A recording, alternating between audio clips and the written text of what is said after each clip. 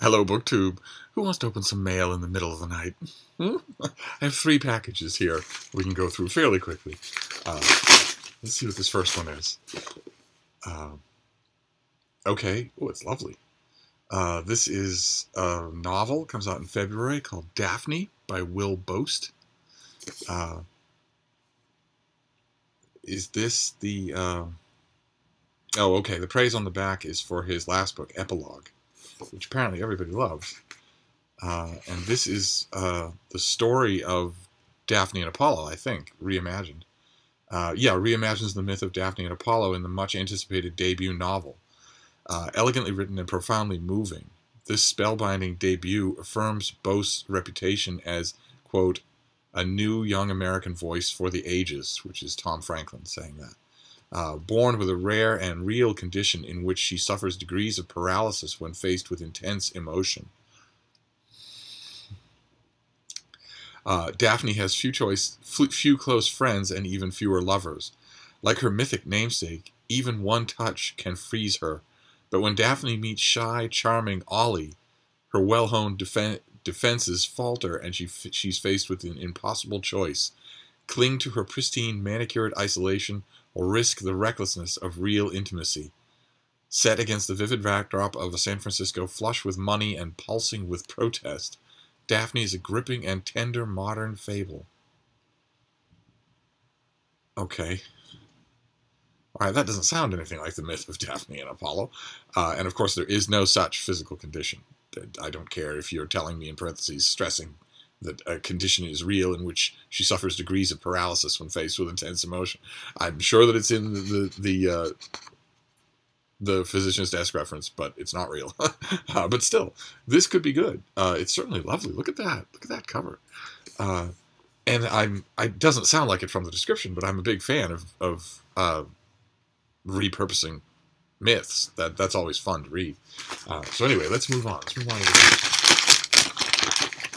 What is this? Finished copy of something?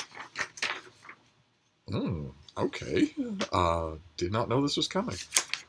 This is due in January, right around the corner, just a month away.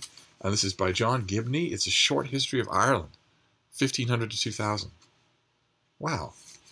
Did not know this was coming. A brisk and concise and readable overview of Irish history from the Reformation to the dawn of the 21st century. 5 centuries of Irish history are explored in this informative and accessible volume. Huh. Okay, and he is a graduate of Trinity College in Dublin, and lives in Dublin, and is the author of a number of other books. Okay, all right. So this is right away. This is the beginning of the new year. A short history of Ireland. Wow, that's interesting. And then this last one. This will do for now. This will be it for now. Okay. All right. This is the 3rd book in the Red Sparrow trilogy. It's by Jason Matthews. Could not have a more pointed title. The Kremlins Candidate. That's, I'm sure, unintended. In the final thrilling installment of the Red Sparrow trilogy, Russian counterintelligence chief Dominika Egorova, and her lover, CIA agent Nate Nash, must find a Russian agent about to be appointed to a very high office in the U.S. government. With a plot ripped from tomorrow's headlines, Jason Matthews' high-powered, seductive 3rd novel not only continues the dangerous entanglements of Dominika and Nate, but reveals the chilling authenticity of how Russian espionage can place agents in the most sensitive positions of power.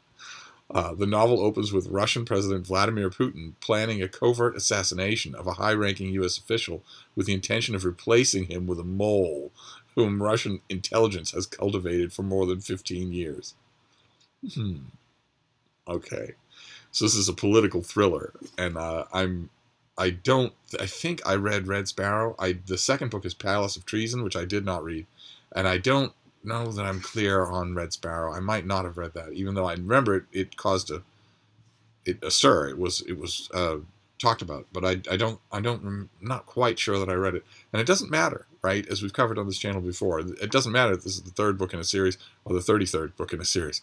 It really has to pull its own weight. If I will read it, absolutely, and if I get 100 pages in and I'm feeling like I'm missing all the in-jokes and I don't know a lot of background that I should know, and I haven't been told that background by page 100 or made to feel welcome by the book by then I'll know that the author has failed in his job. We shall see. We'll see if he does or not. So we have the Kremlin's Candidate. We have A Short History of Ireland, just 200 pages for centuries, and then Daphne by Will Boast. That's quite a thriller, a literary fiction, and history. That's a nice little selection for this time around. So I'll wrap it up here, and I'll be back with plenty of other stuff. We have lots to talk about. So I'll see you soon.